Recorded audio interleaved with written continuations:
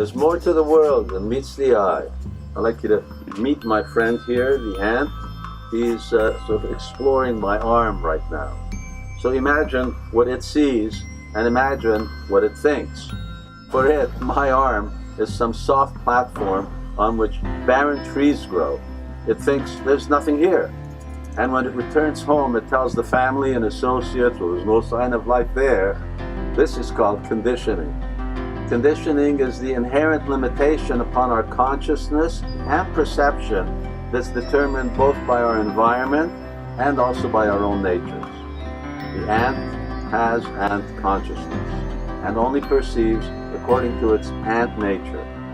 It doesn't have the ability to take me in as a whole, to take me in as a human being, and to fully assess to whom that thing I call an arm belongs to. In short, its conditioning limits what it knows of me.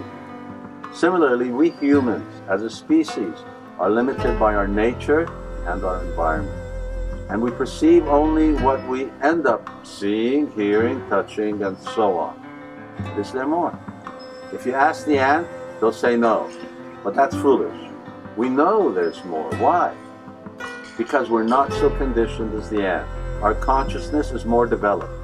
And yet we also think that the world that we see, the reality we perceive with our senses or instruments, is all there is. Ladies and gentlemen, let's be honest and consider that, like the ants, we may only be getting part of the picture, that there may be more to reality than meets the eye. We only see a part of the world, and furthermore, we don't see who's behind the world. We don't see its creator. Why? Because we don't believe in what we don't see. Now that's pretty foolish philosophy. It is the philosophy of the ant. And if we're going to be like ants, the result will be that we have a limited perception of reality.